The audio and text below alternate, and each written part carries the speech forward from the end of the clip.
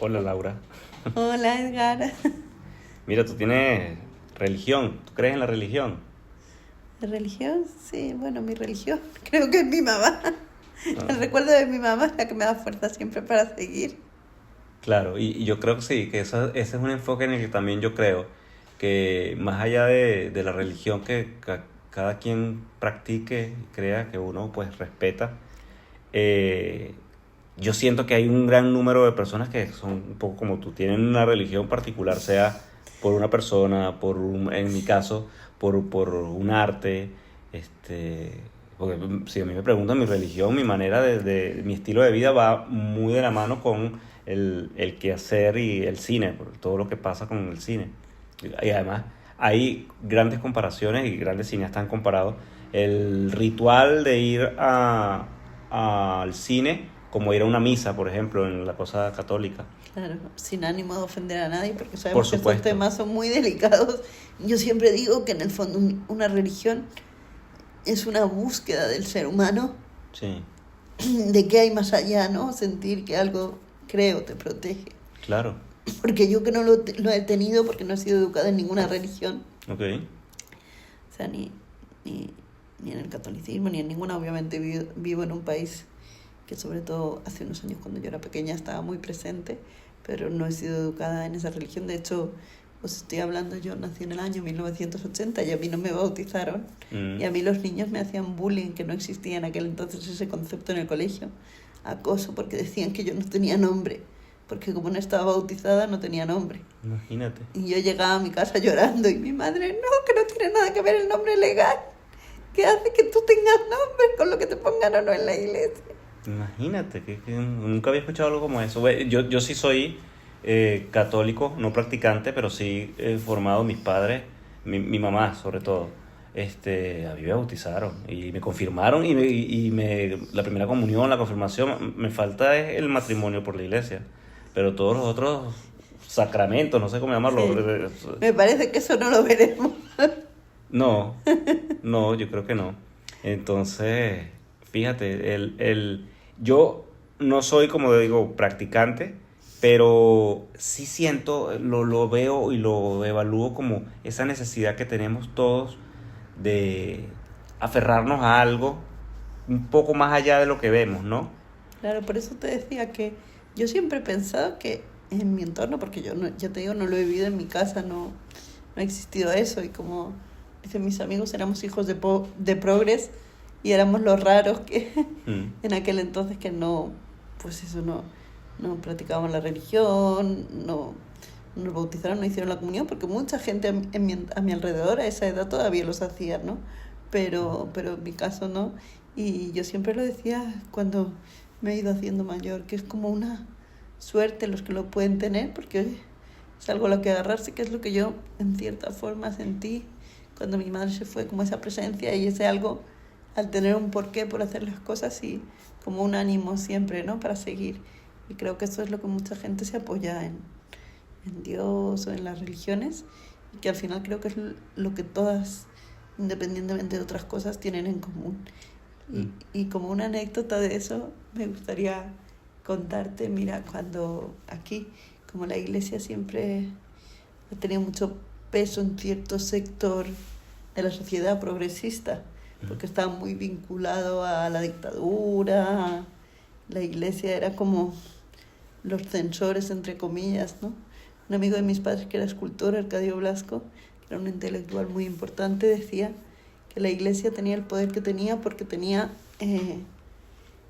personas que vigilaban en cada esquina, que eran los curas, mm, ¿sabes? ok, Y toda la gente que rodeaba la iglesia. Era la forma de tener controlada la sociedad y qué se hacía y qué no durante la dictadura y a lo largo de la historia. ya, Y es como una imagen del poder sí, invisible pero visible, que independientemente de lo que cada uno piense tiene la iglesia, ¿no? Y en ese sentido siempre recuerdo que yo nací en el 80, pero bueno, unos amigos de mis padres tenían un hijo que era unos años mayor que yo, y que su abuelo, el día que hubo el golpe de Estado en España, para los que no lo sepan, aquí en el 81 hubo un golpe de Estado de de Tejero, de un militar, que intentó, pues eso, terminar con los primeros años de democracia, pero salió el rey Juan Carlos diciendo que él no apoyaba el golpe porque dijeron que lo hacían en nombre de la monarquía y se paró el golpe, pero llegó a entrar en el Congreso de los Diputados e intentaron hacer un golpe de Estado, ¿no? Y siempre cuento que ese día el abuelo de ese niño, 3 o 4 años mayor que yo, lo primero que dijo fue, su abuelo, que era un señor mayor, fue: ya están aquí los fascistas y el niño sin bautizar. Eso en valenciano. Ya están así el fascista y el xiquet sense bautizar. O sea, el primer miedo que le vino al hombre cuando vio lo del golpe de Estado era como: madre mía, mi nieto está sin bautizar, enseguida nos van a registrar, ¿no? Sí. Como rojos. Claro. Le entró el miedo por ahí, curiosamente, ¿no? No, y así como eso, es sorprendente el miedo que a lo largo, históricamente, de otras maneras, en otras expresiones también, ha causado el tema de la religión, esa famosa frase del temor a Dios, ¿no?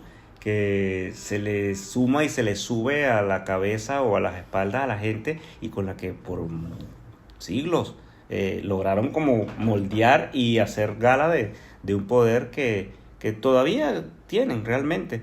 Yo en cuanto a la religión tenía, además porque siempre viví como en una familia, no voy a decir dividida, pero que normalmente tenía como, creo que eso es lo que me lleva a mí siempre como a buscar a crear puentes y unir, porque eran muy distintos mi madre y mi padre. Entonces, mientras mi mamá era muy católica y muy, yo no diría que de derechas, pero sí de alguien que tiene como una mirada muy favorable a la parte capital o material, mi padre era opuesto, no creía en la religión y era más ¿sabes?, de la dinámica socialista o de izquierdas.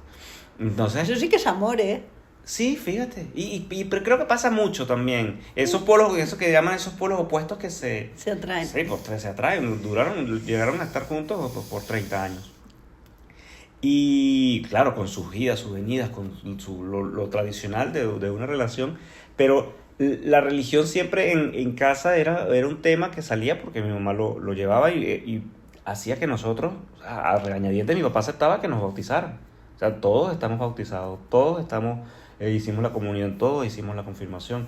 Y no cala dentro de, yo voy a hablar por mí, obviamente, dentro de mi personalidad, más allá de esos momentos cuando estás, como diría esta época, en esa búsqueda de manifestar o de conseguir algo.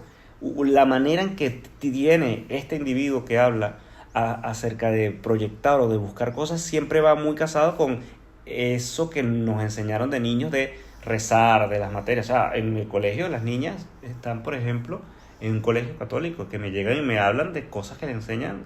Tiene una materia que es opcional, no es obligatoria, pero es opcional. Nos dicen si quieren que la niña vea eso, o no. Pero no es un colegio católico. Sí. Aquí en España los colegios públicos tienen la materia de religión, que la puedes coger o no, y luego hay colegios católicos que son regentados por Claro. la iglesia. El caso de tus hijas es un colegio público, Sí. que tienen la opción o no de coger esa asignatura. Claro, pero ya al simple hecho de tenerla, porque si a ver vamos, podría tener también la opción de tener otras religiones. Y no, claro, y no pero pasa. eso se intentó, pero no de hacer historia de las religiones, que una persona como a mí me hubiese encantado tenerlo, porque ¿sabes qué pasa? Yo, por ejemplo, que hice ética, no hice religión nunca. Siempre una de las cosas que le recriminaba a mi madre era que por no haber tenido cultura religiosa, ya no hablo religión, sino cultura religiosa. Sí. Yo, por ejemplo, llegué a Historia del Arte en el año previo a la universidad y a mí me faltaba un montón de cultura general, Claro. que todo el mundo daba por hecho.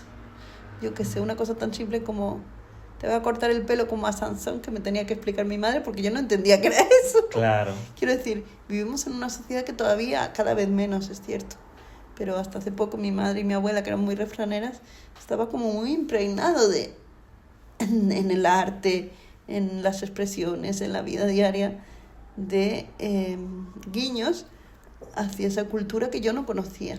Claro. Y era algo que yo echaba de menos, quiero decir. Entonces sí que es cierto, pero ya te digo, es una opción. Tú puedes hacer tus... Sí, a mí tus hijas me podrían lo y pueden preguntaron. hacer ética todo el tiempo. Otra opción.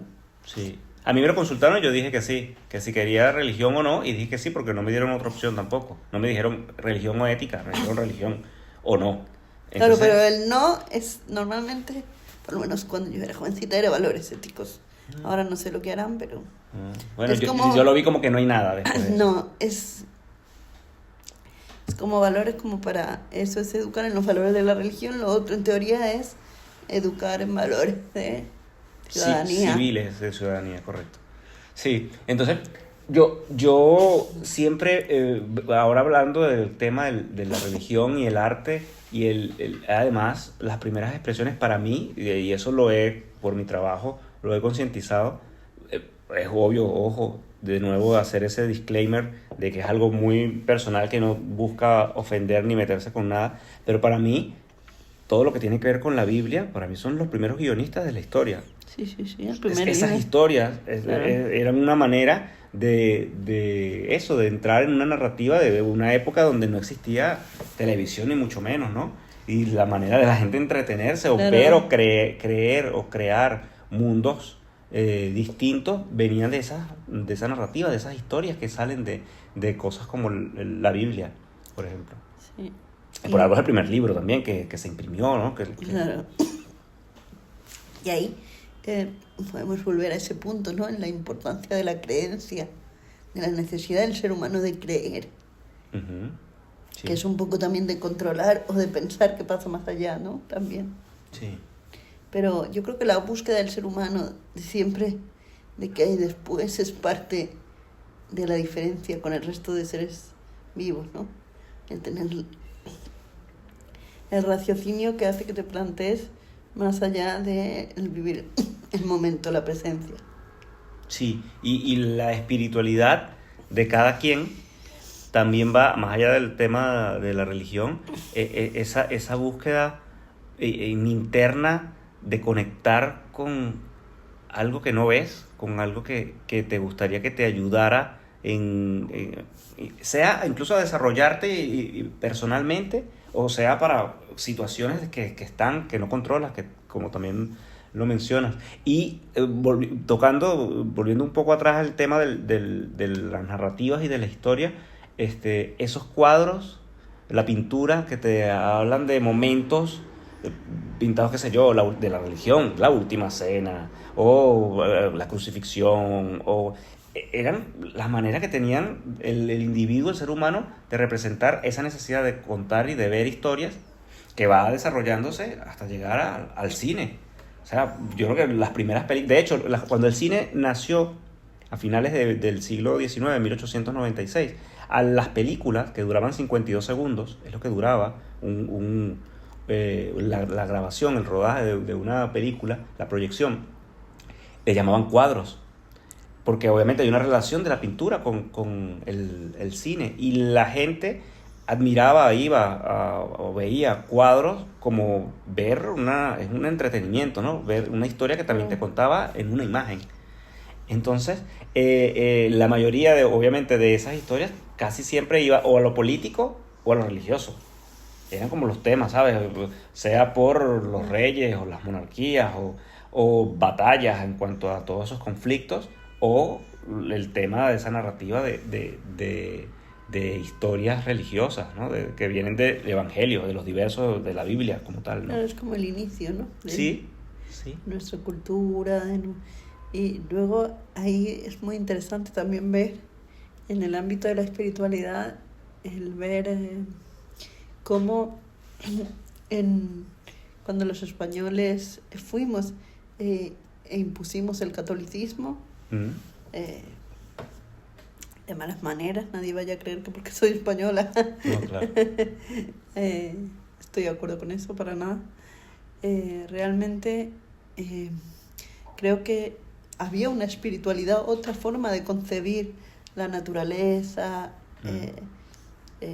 el mundo, digamos. Otra forma de concebir el mundo, que se podía considerar otro tipo de religión, de cosmovisión, que llegamos nosotros, no nosotros no, que yo estaba aquí, sigo aquí más, pueden ser más fácil los que están ahora en otros países latinoamericanos con apellido español que a la inversa, pero quiero decir, cuando llegaron los españoles y impusieron por medio, o sea, con los reyes católicos, el catolicismo, creo que intentaron borrar, pero hubo toda una cultura a través de rituales, de formas de hacer las cosas como escondidas, se refugiaron en la religión católica para seguir sintiendo y viviendo las religiones como podían a su manera, y esa espiritualidad que aún hoy en día hay en Latinoamérica mucho más que en España. En España ha surgido, por lo menos abiertamente, más allá de la brujería considerada negativa en los últimos años, creo que podemos verla como mucho de ese momento, ¿no? Y creo que es interesante, más allá de que, pues eso, el poder de las mujeres, muchas veces de curar, de muchas cosas, en la antigüedad eran consideradas brujas por hacer eso, cuando realmente podía ser una serie de poderes que tenían, pero se les etiquetaba de brujas, porque realmente de brujos se habla poco, ¿no? Es una acepción más vinculada a las mujeres por todos esos poderes que podían tener, y era mejor esconderlos, o como mujeres también, hablando de otro tema, pero muy vinculado, ¿no? Mujeres muy valientes y muy rompedoras, para poder seguir siendo rompedoras en su ámbito de investigación, de historia, o en cualquier ámbito, tenían que, la forma de ser más libres, curiosamente, era haciéndose monjas y viviendo en el convento. Claro. Porque era donde mejor podían desarrollar esas habilidades que fuera no les dejaban. Y a mí me llama la atención y me impresiona también un poco el tiempo o cómo las cosas van evolucionando. Tú hablabas bien de el hecho de que los españoles llegaron a Latinoamérica y colonizaron e impusieron la religión que tenían, pero la religión no venía propiamente de España, también la adquirió España, el catolicismo como parte de como su religión, porque no es una religión que nace en España, sino que viene más de la parte del Medio Oriente, sí. Y de esa mezcla que hay también propiamente de la España con ciertos países árabes, ¿no? Sí. ¿Desde cuándo hay monarquía en España? Eso es algo que yo no tengo. ¿La monarquía ha existido desde la época de Cristo en España? No. No. ¿Siglo X? Quizás.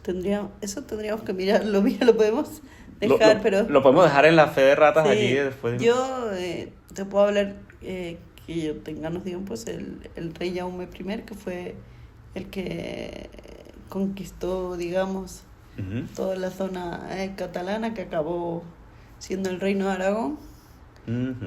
Y luego los reyes católicos se juntaron, que estaba el reino de Castilla por un lado y el reino de Aragón, que es la actual España. Por eso siempre me gusta a mí hablar de que hay muchas Españas. Claro. Porque realmente sí fue hace eso 500 años, pero... Sí, tan poco. Claro, fue en 1492. En ese momento eran como dos reinos, dos países diferentes. Claro. Se hizo por medio de una unión, o sea, de un interés de que se casaran Isabel y Fernando. Entonces, creo que eso sigue vigente, quiero decir. Por más que ha habido un empeño de hacer una centralidad desde ciertos sectores de la ideología de derecha y demás, es complejo, porque en España hay muchas Españas y realmente nada tiene que ver, ni el clima, ni las comidas de aquí de Alicante, por decirte algo, con las de el norte de Bilbao. España, del País Vasco, sí, justo, eso iba a decir. Sí.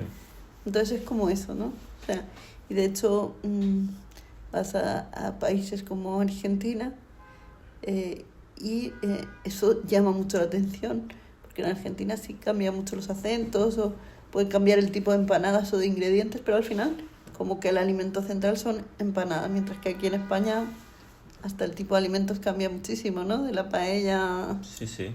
Y tú vas, y volviendo, yo que siempre tomo la referencia del cine, tú ves que hay una academia del cine que representa los premios Goya, pero también está los Gaudí, que es la academia catalana, o la academia valenciana, también hay una academia en la parte de Galicia, ¿no?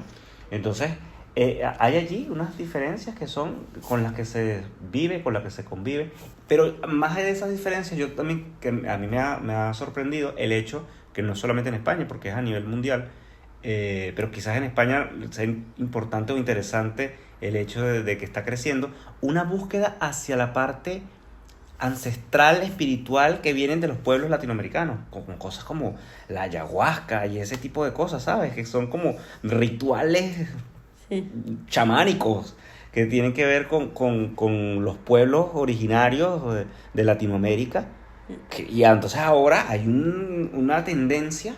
Un resurgir de todo Sí, eso. sí, donde acá, que como tú bien dices, quizás no les interese tanto el tema religioso y lo desmontan cada vez que pueden.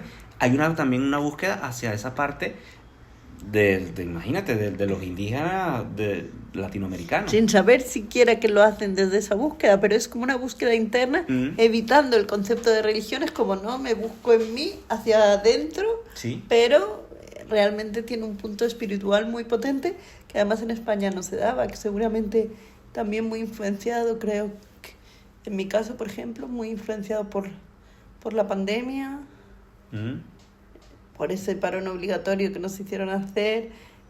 También creo que ha ayudado mucho descubrir, incluso a nivel médico, las bondades de la meditación. Quiero decir, ya no es un tabú, ya no es algo como mágico lo de la meditación, ya hasta los propios médicos no muy ortodoxos, y cada vez son más los que te recomiendan meditar como una forma de bajar tu nivel de estrés, de ansiedad y autorreconciliarte con tu cuerpo ya. Entonces todo eso ha ido ayudando a ir descubriendo otras maneras. La risoterapia, por ejemplo, también se está empezando a implantar en los hospitales. Digo, son pequeñas, grandes cosas. Pero la risoterapia viene de aquella película de Roy Williams, ¿o de dónde viene la risoterapia? Esa no la había escuchado. No sé, pero sí sé que se está empezando a implantar. Yo creo en ella, hospitales. fielmente. Sí, sí, sí. Con payasos y demás. Sí, sí, sí. Pero son cosas que aquí en una medicina muy, muy ortodoxa están como empezando a romper paradigmas. Sí. Y realmente creo que tiene todo mucho que ver hacia dónde va la sociedad, como hacia esa búsqueda de...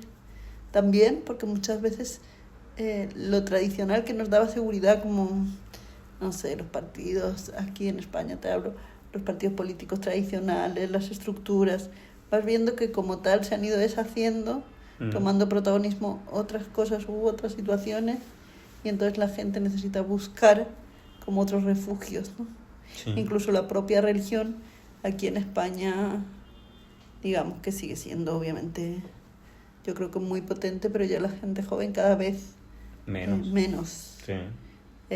Esa gente joven va a la ayahuasca Sí. Es tanto así, fíjate, además que es una de las cosas Yo era que... una adelantada de mi tiempo porque mis padres eran, como te decía, progres, entonces Sí. ya lo viví así, pero realmente no es nada habitual eso. Esto que hemos hablado que también va mucho de la mano con lo que nosotros somos, viendo hace poco en uno de los canales nacionales, un late night show, donde hacían una entrevista a este actor que es de La Casa de Papel, Pedro Alonso, que presentaba un documental como realizador, como director, codirigido con otro director. Él, creo que, si no estoy mal, es gallego, Pedro Alonso.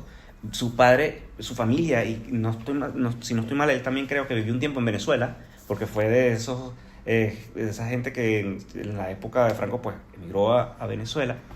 Y ahora está en un proceso, su documental va sobre su cercanía a la ayahuasca y a toda esa parte espiritual.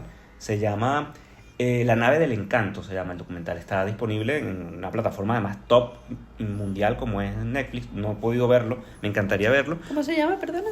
En La Nave del Encanto. Vale, para. En la nave del encanto. Yo no he podido verlo porque en Netflix no lo he podido revisar, no lo he podido tener. Y me llamó la atención que alguien como él, y además lo que habla, todo lo que habla es desde un respeto y desde una, que tú dices, bueno, en los años 50, un español hablando acerca de la medicina y la espiritualidad de los pueblos originarios latinoamericanos, no era ni siquiera una cosa de pensar, o sea, todo era casado, llevado obviamente desde el gobierno, también por la dinámica católica, ¿no? Y de esa religión como la bandera. Entonces, eso, y él es un hombre ya mayor que nosotros, él debe tener unos 50 y tantos. Yo hace, pues, unos años, un poquito antes de la pandemia, dije, algo está cambiando, con un escritor que a mí me gusta mucho, que es un médico neurólogo muy conocido aquí en España, que es Mario Alonso Puig. No sé si has oído hablar de él. No. Él es un médico neurólogo muy conocido, y entonces él trabajaba en su hospital y había tenido estudios muy importantes, y llegó un momento que se replanteó su profesión porque estaba cansado de que la gente que no sabían, que no le encontraban nada pero se seguía encontrando mal, la mandaban a él como neurólogo, y él acababa hablando con las personas y acababa descubriendo, eso lo cuenta él en sus libros, acababa descubriendo que no se llevaba bien con su jefa, y que en el momento en que él hablaba y le decía, mira a tu jefa a los ojos y dile, me siento así, dejaban de pasarle muchas cosas. Entonces entendió que la medicina iba más allá y dio el salto y empezó a escribir libros y a dar conferencias. Entonces es un hombre con un conocimiento brutal a nivel médico, una persona que conoce perfectamente el cerebro, cómo funcionan las conexiones y demás, y ha dado el salto a hacer otro tipo de conferencias, libros. Y él hablaba de esa búsqueda, ¿no? Y la primera conferencia del que vi que él hacía una meditación, que por cierto es espectacular si la podéis buscar, acerca del corazón y de cómo se siente el corazón humano. Dije, si este hombre hace una meditación, ya algo está empezando a cambiar cuando ni siquiera yo era consciente de lo que suponía la meditación. Pero de hecho es un autor que os recomiendo mucho. Yo leí un libro de él que se llamaba Reinventarse, y me encantó. De hecho, es de esos libros que sientes que te cambian la vida, porque él te explica cómo para reinventarse de verdad uno tiene que hacer el esfuerzo de moverse donde está. Porque si tú sigues estando donde estás, rodeada de la misma gente y estando en los mismos lugares, nada cambia. Que para reinventarte de verdad tienes que posicionarte en otro sitio, que la gente que te rodee sea otra, para que te empiecen a mirar diferente y tú puedas de verdad reinventarte. Que no es un proceso que puedes hacer tú solo, sino que hay que hacer una serie de cambios en ti mismo para que tu entorno también cambie y te puedas redescubrir. Claro.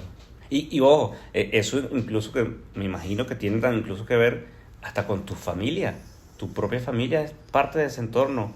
Que me imagino que muchos harán el cambio a abrirse y decir, no, yo necesito la independencia de mi familia o de un miembro particular de la familia, o no solamente el global, el laboral, porque también están esas dimensiones de cada individuo, ¿no? Sí. El laboral, el profesional, el familiar, el sentimental. Por ejemplo, estaba pensando ahora, ¿no? Estás, como me imagino que el 99% de la inmigración, en un proceso de reinvención. La única gran diferencia es que, bueno, en tu caso tú sí lo has buscado, muchas veces no se busca, ¿no?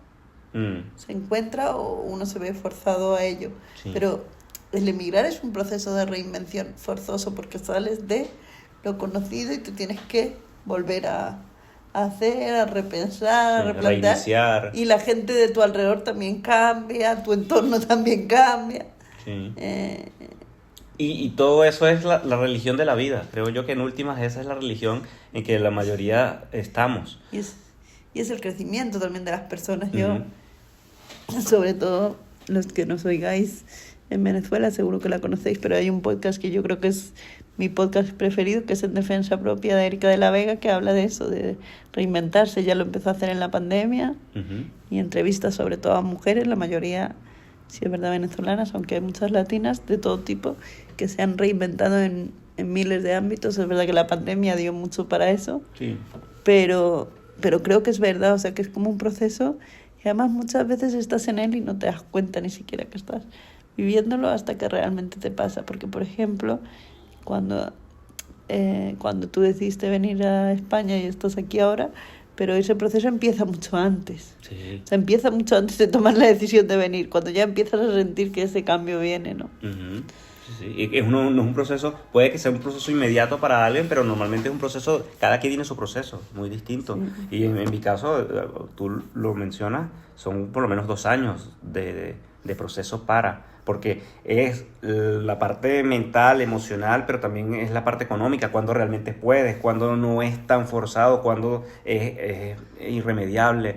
Todas esas evaluaciones y todas esas, sí, todos esos análisis entran en juego a la hora de tomar ciertas decisiones y, y la religión ahí juega una parte, por ejemplo, con gente como yo, que venimos de ser criados en una religión en particular, hay allí un encomendarse, un ubicar. De hecho, me ha sorprendido en la temporada que estuve en Francia, conocí a unos venezolanos que eran lo más laicos que podías imaginar, gente que creció también en las artes, en las letras, él es escritor, ella era actriz, hacían y han hecho su mundo más llevado en esa parte cultural y en esa parte bohemia, pero estando en Francia, con todo lo que han vivido en Francia, hay una búsqueda de ambos hacia la religión que nunca habían experimentado,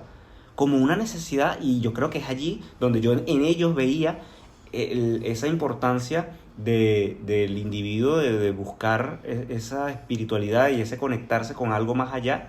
Y ellos, bueno, la único que en su mente, por esos antecedentes del país de donde venimos, que tiene obviamente una carga, aunque es un país laico, tiene y conviven muchas religiones. Además, y recuerdo que hay una calle por cerca de donde estaba la escuela de cine donde yo estudié, donde hay una mezquita, una iglesia católica, una iglesia de otra religión, hay varios y conviven, una cosa judía, todos en una misma calle.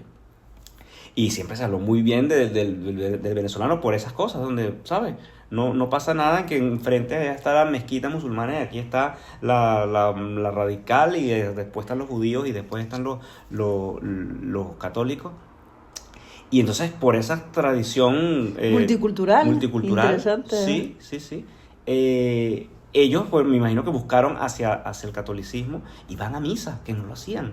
Entonces, pero lo decían dentro de esa misma sorpresa de ellos, es que bueno, este cambio ha sido tan difícil, tan duro, que algo me llama a que yo vaya y hable con este sacerdote francés, además, ir a misa en francés y pensar y sentir que esto me ayuda y me alivia y me aporta a mi espíritu. Que bueno, esa parte somos tanto energía que creo que allí también se nota, ¿no? Es como una de esas muestras no tangibles, pero que, bueno, son hechos que pasan y constantes porque no son hechos aislados. Mucha gente cae en esa dinámica en ciertos momentos de su vida. Y a lo mejor sea un romanticismo del latinoamericano y a lo mejor, no sé, un danés que me escuche o un norteamericano o simplemente un europeo que no se haya formado, diga como que, esto son tonterías y ya. Pero es el individuo y su circunstancia, el hombre y sus circunstancias. Pero también te digo, yo creo que es parte de la evolución o del cambio social, porque en la España no hace mucho, 8 o 9 años, esto no lo veías, ni podíamos estar teniendo una conversación así.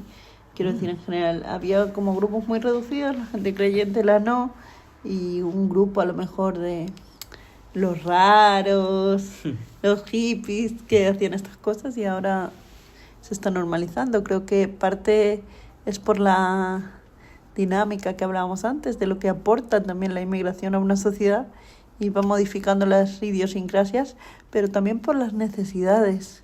Creo que estamos viviendo en un mundo que es una sociedad muy individualizada y necesita esa búsqueda de pertenecer, de sentir, Creo que tiene mucho que ver con eso. Y bueno, pues me gustaría contaros una anécdota personal que es como muy graciosa. Mi padre siempre dice que cuando se ve mucha devoción en Latinoamérica hacia la religión y demás, siempre dice mi padre, si eso es la herencia española, porque es cierto, es lo que llevamos nosotros allí, ¿no? Claro. Y a mí me recuerda una cuestión personal, que es cuando yo empecé a ver Cristal, ya sabéis, la primera telenovela que dieron aquí, a una edad que yo podía... A mí me llamaba muchísimo la atención, de hecho fue lo que me llamó la atención a mis ojos de niña que tenía 9 años entonces, esa mentalidad tan cerrada, tan conservadora, tan centrada en Dios, porque claro, era una huérfana que había sido criada por monjitas y que tenía... Y entonces en mi entorno eso no existía, entonces yo era como, vale, entiendo todo lo que dicen, pero no entiendo ¿Por qué? por qué ni qué Claro. sentido tiene eso. Yo además me acuerdo que le preguntaba a mi madre, ¿y tanto Dios y bendición? Luego con los años ya entendió que aparte es parte de una cultura y que eso tiene que ver con toda una ideología. Digo, pero que la mujer fuera virgen y que el hombre daba igual. Había un montón de cosas, pero en mi mentalidad de niña que yo no entendía realmente. Yo creo que fue una de las cosas que para mí fue ese cuestionamiento de esa realidad que yo no vivía en mi entorno. Aquí piden la bendición. Bueno, no sé. ¿Sabes? Cuando te levantas en la mañana, en mi casa era así. Tú te levantas en la mañana y tú le dices a tu mamá y a tu papá, bendición mamá, bendición papá. Yo, desde luego, quizás gente muy, muy creyente, pero en mi entorno para nada y así algo habitual no es. Y yo a mis hijas mis hijas no piden la bendición, pero obviamente cuando hablamos a distancia con sus abuelos, yo les digo que le pidan la bendición porque yo sé que ellos esperan que le pidan la bendición, pero a más nadie. Pero es como esas cosas que todavía yo hablo con mi mamá y mi papá y lo primero que le digo es bendición mamá o bendición papá, siempre. Y obviamente eso en otros países y aquí es como, qué raro, ¿qué estás haciendo? ¿Por qué le pides bendición? No, pero te digo, a mí no me choca, pero fíjate qué capacidad en mi mentalidad de niña ya de decir esto. Y además yo recuerdo hablarlo con mi mamá eso. Y creo que ese cuestionamiento, además de esa cercanía que yo decía, es lo mismo pero diferente, porque claro, yo entendía lo que se hablaba, pero era una realidad cultural tan diferente y al mismo tiempo con palabras distintas, formas de comer distintas, que siempre dije eso, es lo mismo pero diferente. Sigo pensándolo y creo que ese cuestionamiento es el que ha hecho que tú y yo estemos hablando hoy, que a mí me interese tanto Latinoamérica y que ha hecho que yo tenga una tesis doctoral sobre las telenovelas y me interese tanto la realidad latinoamericana. Creo que tiene que ver con todo eso. Una de las cosas que yo siempre recomiendo en cuanto a cine, con respecto a la religión o a la conquista, hay una película que se llama Apocalipto. ¿La viste? No. De Mel Gibson. Ese sobre todo el plano final donde todo lo que pasa en ese mundo de los mayas, eran las tribus que salen allí son los mayas o los aztecas, ahorita no lo tengo muy claro, y la llegada de un barco que para mí ha sido una de esas imágenes que en la vida me ha quedado cinematográficamente, me ha marcado porque me hizo vivir, me hizo trasladarme a 1490 y pensar cómo habrá sido un individuo de ese mundo, en ese lugar, un lugar boscoso, virgen, de mucho verde, y que de pronto llegas a una nave, que no es una nave espacial, es un barco enorme con unas cruces y unas cosas, y esta gente con las armaduras, como ese encuentro de dos mundos ha sido una de las cosas más especiales que yo he visto, porque me me impresionó y dije, claro, es que tuvo que haber sido un momento. Yo no soy de esos latinoamericanos que pasa mucho y a veces como una moneda de cambio en lo político y en cuanto a discutes. Está bien que digas, bueno, no, que todos se aprovecharon los españoles y llegaron y se llevaron de todo el oro de los conquistadores, todo el oro de nuestros países y tal. Yo lo entiendo, pero yo creo que estamos 500 años después. No es por allí donde creo yo que hay ya que poner esa reivindicación. A veces me sobra porque a veces lo utilizan de más, como una bandera de que, bueno, ahora vamos nosotros a, qué sé yo, a colonizar nosotros, sí. Como, ¿sabes? Sí. Yo creo que hay una diferencia entre reconocer la historia y conocerla. Quiero decir que está claro que las colonizaciones siempre son colonizaciones y nunca no son buenas en cuanto no son a deshacer civilizaciones. Sí, son obligaciones, son duras. Sí, pero y eran guerras al fin y al cabo. Claro, muertes y gente. Pero creo que una cosa es esto y otra cosa es reescribir la historia que ya ha pasado, ya se ha vivido y se reescribe desde ahora con intereses políticos desde una actualidad de hace 500 años. Eso es lo que a mí me preocupa.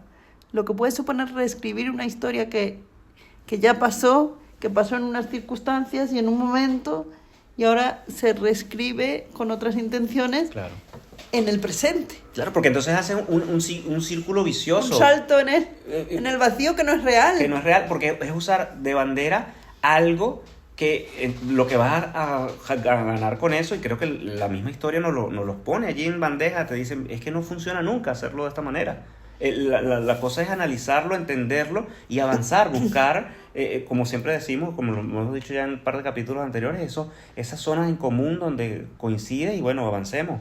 Veamos reconozcamos que esto pasó y lo malo que tuvo es esto, lo bueno es que estamos acá y que hay un crecimiento y que hay ¿sabes? Las cosas buenas que puedas sacar de esas dinámicas y ya, darle la vuelta, ¿no? No puedo evitar, si estamos hablando de esto, supongo que lo conocerás, pero uno de los libros que a mí más me abrió la mente y sobre todo me hizo conocer a uno de mis autores favoritos ahora.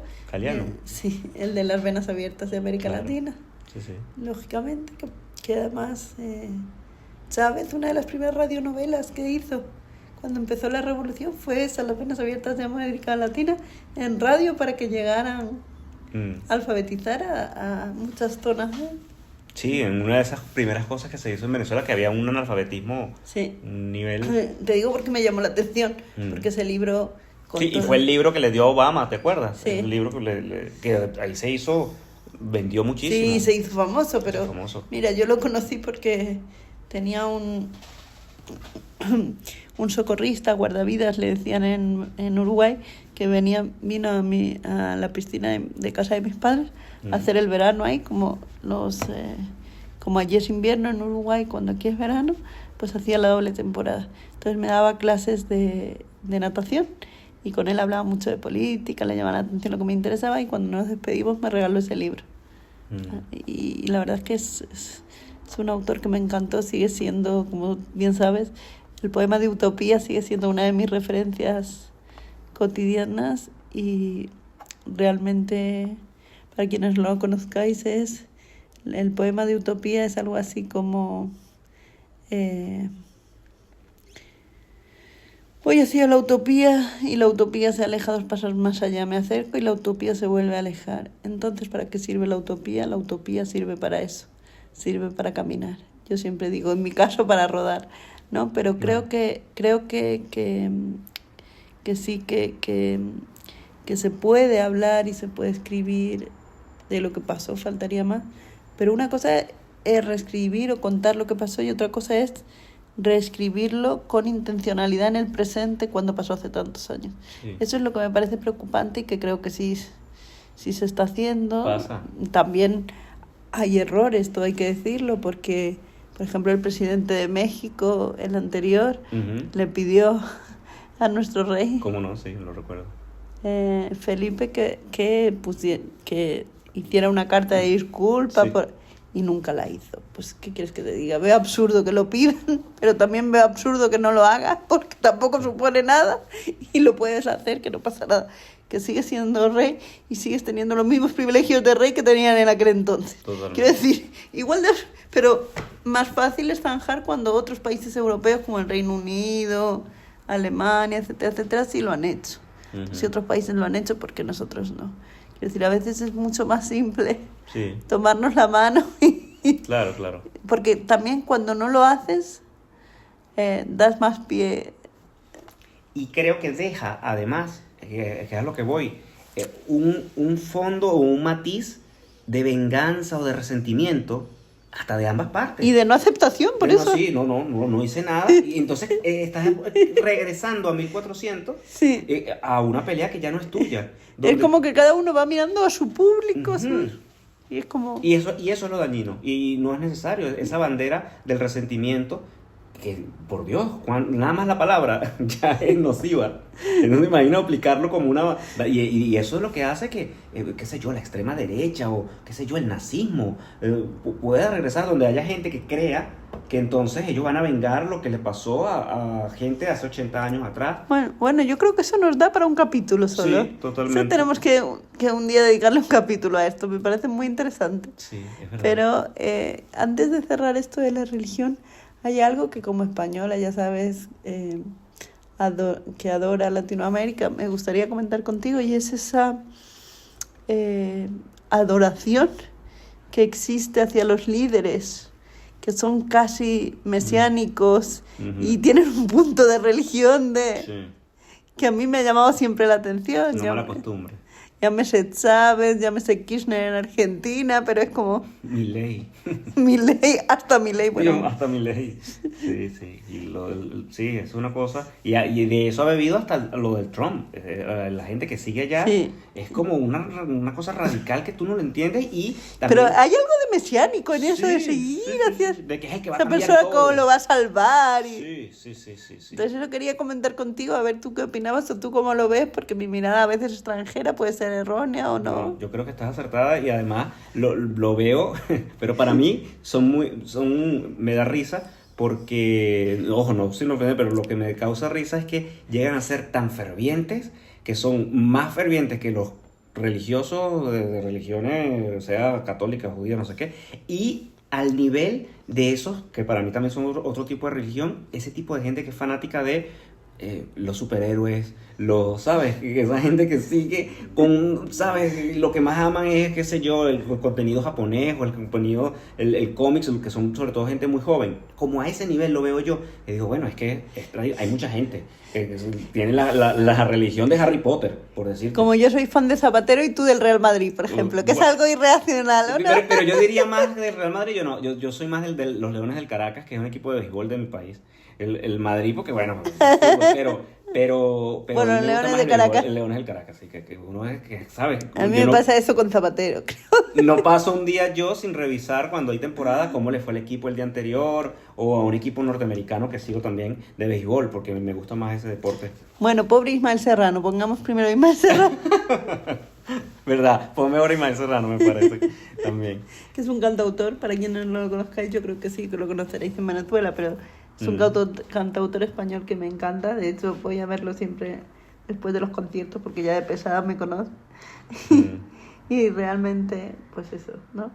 A veces uno necesita como esas formas de conectarse con uno mismo, que yo lo puedo hacer meditando, otros lo pueden hacer paseando por la playa y otros lo pueden hacer rezando. suscribiéndose al podcast y escuchando y disfrutando podcast. Y viéndonos, que debo decir que tengo un compañero de aventura divertidísimo, porque ha surgido sobre la marcha este tema y me ha encantado, me lo he pasado bomba. Ojalá vosotros os lo hayáis pasado igual de bien que nosotros. Gracias, Edgar. Gracias a ti, gracias a todos. Chao.